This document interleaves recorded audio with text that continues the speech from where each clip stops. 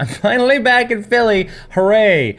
There's been so much going on. I guess the whole flurry of con season started with Too Many Games. That is at the Greater Philadelphia Expo Center in Oaks, Pennsylvania. Now this would be my 5th year doing Too Many Games. And Too Many Games is actually, it's basically a huge dealer's room. Of course, they also have video game tournaments, free play, artist alley, all the main stuff, concert halls, and a free play arcade. Lots and lots of fun stuff to do, but it's a bit different because I am the house DJ for the whole con. So basically, I'm set up right near the registration booth, and I'm hooked up to the main PA system where they make all the announcements and do all the stuff. So there are PA speakers throughout the con, throughout the dealer's room, arcade area, free play, tournaments, everything's got these speakers and it's all hooked up to this one mixer that I'm running into. So it's basically my responsibility to continuously play music through the entire weekend. So it is quite a big undertaking as a DJ. I'm DJing for anywhere between 7 and 9 hours a day, all weekend.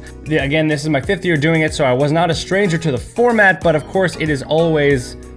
Oh, hi. It is always quite an undertaking. However, I attribute a lot to my technical chops DJing from doing this convention because, man, I can tell you, after DJing for 8 hours a day for an entire weekend, you're not the same DJ after going through that. I had some help, though. Grimecraft came out from San Francisco to play a concert with me. We did a back-to-back set, trading off every other song. It was very, very awesome, very fun. Also, again, a challenging experience. We were both using our separate tractor setups without sync, so technically it was a lot of paying attention and being receptive to each other and going back and forth. It was really, really fun though. The show was just a blast. The crowd at Too Many Games is great. I have a ton of friends, a lot of great people out there, so that was awesome. Also, it was so great to hang out with Kevin Vallejo, half of Hyper Potions, the Monster Cat artist. You may be familiar with Kevin from the album that we worked on together, Year of the Yoshi, that came out on Game Chops. Kevin is now signed to Monster Cat and he's doing really big things. It was a blast just seeing him and hanging out, and I think he DJ'd a little bit at the table. Relieved me for some time so I could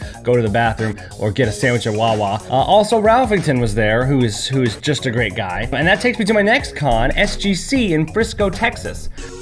Yes, my cat is very happy that I'm home, as you can see. Look at those people. She says, never leave again. Take me to the next con. SGC is Screw Attack's gaming convention. If you're not familiar with screwattack.com, they're an incredible website and community of folks who love video games. A lot of them are competitive players. All in all, SGC, what it was for me, is a reminder that Screw Attack has one of the very best communities in video gaming. Such a positive vibe. Everyone was just having a blast. It was a killer party. Everybody's just so gracious and just so awesome at Screw Attack, and all the G1s, man, they're just the best folks. It was a blast hanging out at SGC. It was extra exciting because Grimecraft and Ralphington came with me, so it was awesome to have an extended hangout with those guys and play another concert. We were actually the only musical act at SGC this year, which it was actually pretty cool because it was just the Game Chops DJ battle, the Game Chops boys, me, Grimecraft, and Ralphington together. We each played separate sets, each about, I think, 35-40 minutes long, so we each got about 40 minutes to rock out in our own particular style. The crowd was just amazing. Everybody was so great. There was a big inflatable hamburger. Somebody brought a orca whale in tribute to Grimecraft's previous bringing of inflatable dolphins. So that was really, really awesome. Just a really great show, and yeah, just a blast. SGC was a blast. I did have my first experience with a red-eye flight, which I had never done before. My flight was at 6 in the morning, flying out of Dallas-Fort Worth International Airport back to Philadelphia. And because it was so early, I had to end up leaving the hotel at 4 a.m. So I flew back to Philly. I ended up arriving home at like 9:30 in the morning, and I was like, oh, it's Monday morning, get ready to take on the week. But I was a wreck. I tried to stay awake and check my email or something for I don't know, 45 minutes, but I just passed out on the couch. My girlfriend woke me up hey, you're sleeping on the couch, it's Monday morning. And I was like, oh, that's right. And I just went to the bed and I slept in the bed. Woke up on Tuesday and I had slept so much because I was such a wreck that I was still a wreck. It was it didn't make any sense. So that whole week was just But here's the crazy thing, is it wouldn't have been such a big deal doing cons every weekend, except for that in the middle of every week on Wednesday, I was still doing This Week in Chiptune. So I had to really make sure that I locked in those episodes every month. So not only was I playing all these different DJ sets, but I also every week, starting on Tuesday, I had to prepare a brand new DJ set of brand new chiptune music for This Week in Chiptune. So if you guys aren't familiar with This Week in Chiptune, you can check out the channel. I'll put a link or a card or an annotation or whatever we're doing now.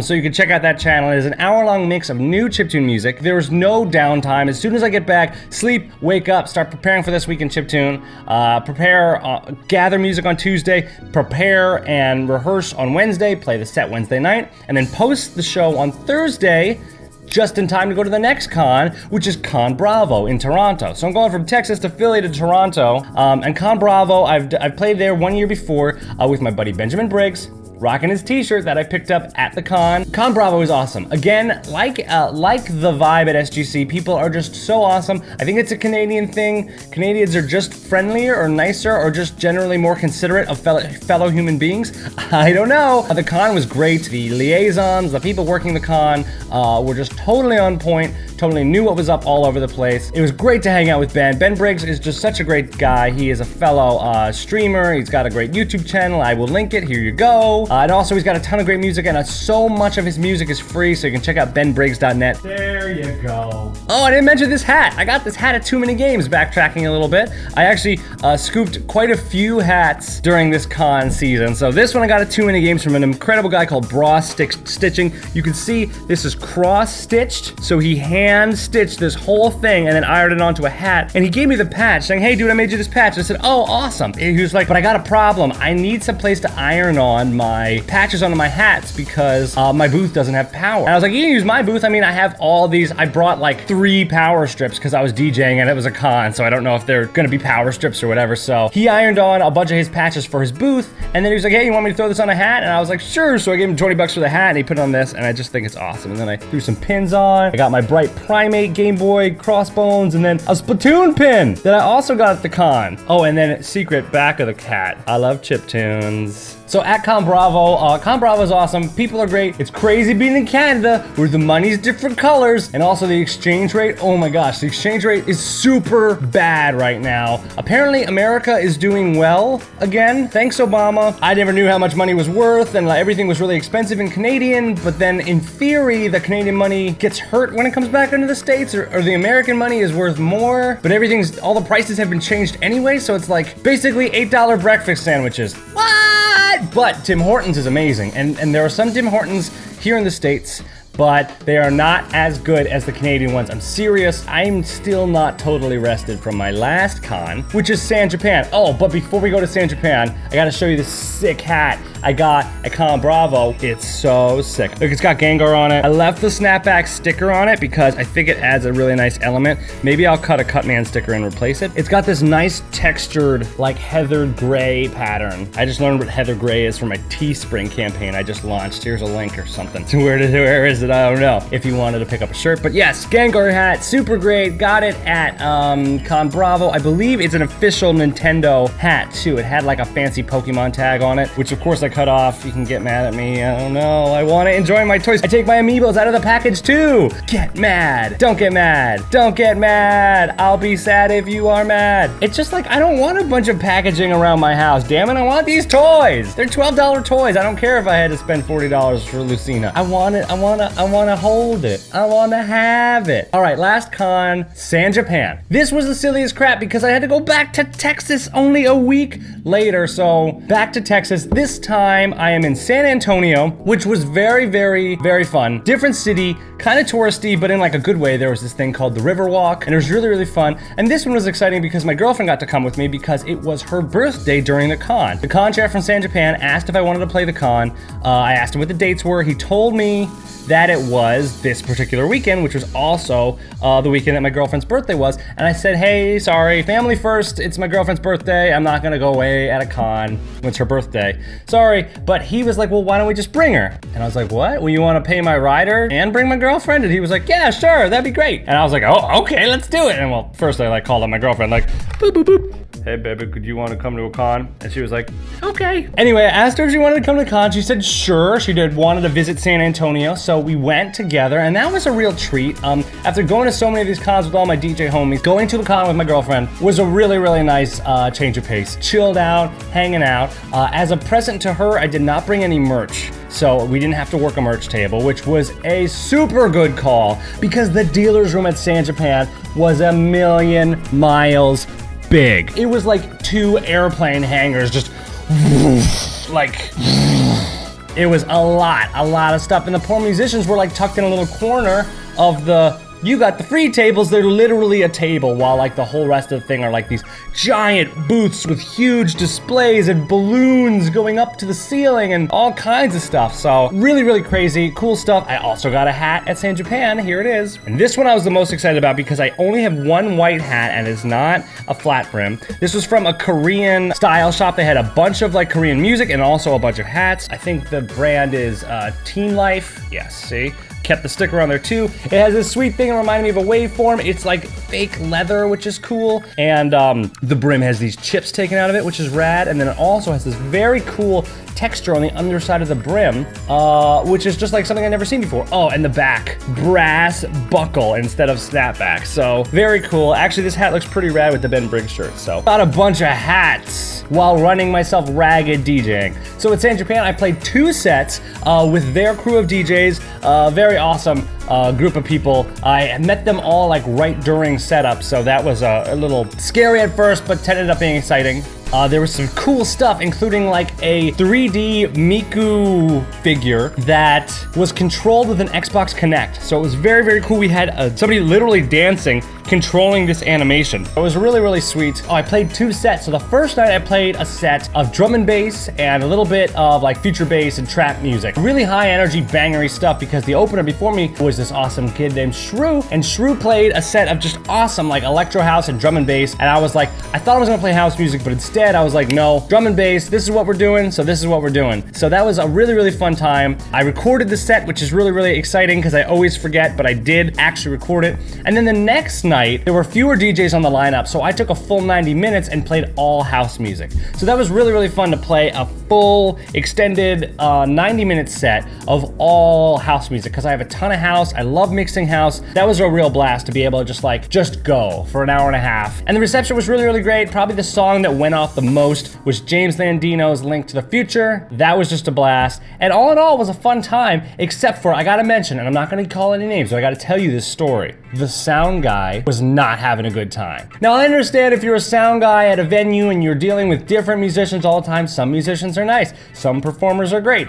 some people are not so great. And this sound guy fall into that second category, and it wasn't that he wasn't a good sound guy. I wouldn't really be able to make that call because I'm just up on stage and the stage sounded great. But this guy was just not about it. And if you don't like doing this kind of work, why are you doing this kind of work? Like seriously, this guy, like, he just looked like he didn't want to be there and had the attitude that I like couldn't grasp. So played my set the first night, and at some point in the stage, during the night, one of the DJs was clearing off his equipment to let somebody else set on while I'm playing. And I think something got bumped, a crossfader or a gain knob or something, and the volume goes up, and then we brought it back down. The sound guy gets off of his stage rider, it gets off of his little stage island in the middle of the crowd, comes up on stage right next to me and gets in my face. Keep in mind, I'm like wearing my full suit and helmet, and he goes, "I will turn the PA off if you touch that EQ again." And I'm like, hey dude, I'm a DJ,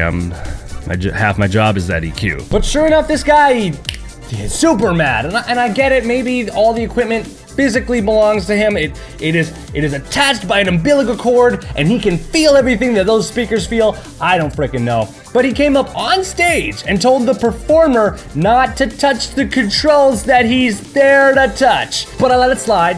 Whatever. It was in the middle of my set, so there wasn't like a whole lot of things that I could do about it. But I'm in my suit, you know, so like, that's my armor. That's my armor to protect me from all of the nonsense that happens during gigs. But then, the next day, I'm there at 10 p.m. setting up for our 11:30 start, like a responsible guy, and I'm there with the other DJs. I don't have my suit's backstage, like it's back, and I'm just sitting there with my backpack, taking out my equipment. Sound guy comes up on stage, and he goes, "All right, listen, guys. I know you guys are DJs or whatever, but I don't want anybody touching that mixer. booster, because I told this guy last night 3 times, and he kept messing with it.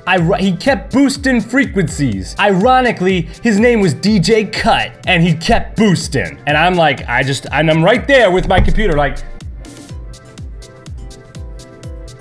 hey man, you didn't tell me 3 times. You came up on stage and yelled at me once. And I've been doing this a long time, and I'm pretty sure I'm supposed to touch those knobs. And he was just,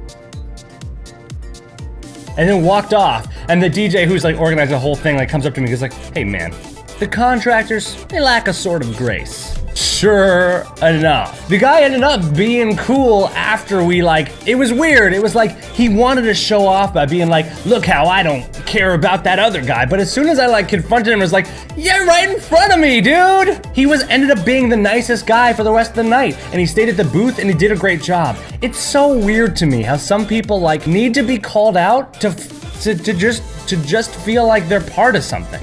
Like, I have a huge respect for sound guys. I used to be a sound guy, and while I didn't do a ton of live stuff, I understand there's a lot of work and patience that you need to do that job. But why get so sassy? Why get so sassy? We're all there to work. And then later he goes up on the riser, and I say into the microphone when we're sound checking, I was like, hey dude, I'm not gonna touch any of those knobs tonight, don't you worry. And I meant it, you know, I was gonna stick on my controller and leave the sound check stuff exactly how it was. And he gets back on the mic, be like, it's nothing but love, man. And I just wanted to be like, you got a weird way of showing love, dude. I'm glad I'm not in your family. Whew. So it was a trip. But the guy ended up being really cool, and we actually hit it off after the concert. But it was just generally a weird experience. I don't know if that's a Texas thing. Maybe that's just a culture in Texas. Here in Philly, we're aggressive, but we're friendly aggressive. Like, we'll get in your face to compliment your shoes. But I guess in Texas, it's just there's some southern sass or something. I don't understand it, but I think I'm starting to get it. Nobody talk like that down there, by the way. That's just how it's just my Applejack impression. I don't know. Honestly, it was a great little con tour that I had. Lots of shows, lots of week, and sandwiching this week in chiptune in between every con. Definitely made this week super intense, and definitely made me fall behind on my videos. I'm sorry. Hopefully this catch-up gives you a little idea of all the stuff we went through. I hope you liked this video. Thanks very much for watching. I'll be getting back on more gameplay videos, and oh yes, I gotta tell you, Smash Talk. The pilot episode with Brent, there it is. There's an annotation. If you're watching on mobile, I'll put a card or something because they don't work. Smash Talk, while it has a modest view count right now, it has gotten such rave reviews behind the scenes. I'm having people, YouTube stars, with a lot of stuff in their portfolio asking me to do these episodes. So over these past few weeks, I've brought my streaming setup with me to a bunch of cons, and I've shot a bunch more episodes of Smash Talk. Now they each take me about 3 days to edit each episode, 3 full days, so the work is cut out for me. But I'm definitely going to be continuing Smash Talk and making it a series. I think I've got 10 episodes in the can for season 1. So I'll have a full season of Smash Talk. I'll have to, of course, review the footage. There were a few folks that just couldn't do an interview while we played a game. And maybe we just need practice and I'll be able to do it. But there's a couple of them where we're basically just both like, well, it's hard to answer questions while I'm smashing. And I know you don't really want to see that. I get it. I'm working on stuff. I got some new videos. I also got some great new music on Game Chops, so be sure to follow the Game Chops channel if you don't already. And thanks so much for watching my recap video. Did you like this? Do you want me to do these kind of videos after cons? Because I will. If you don't like it, just thumbs down. You don't have to tell me. Just thumbs down. I'll see it. Unless you have constructive criticism, then I want to hear it. But don't be mean to me. Please just don't. Just don't. I'm from SoundCloud. Thanks for watching my video. Be sure to subscribe to Cutman Plays. Let me see if I can. There it is. Be sure to subscribe to Cutman Plays. Thanks so much, everybody, for watching. Cutman Plays. Cats love it.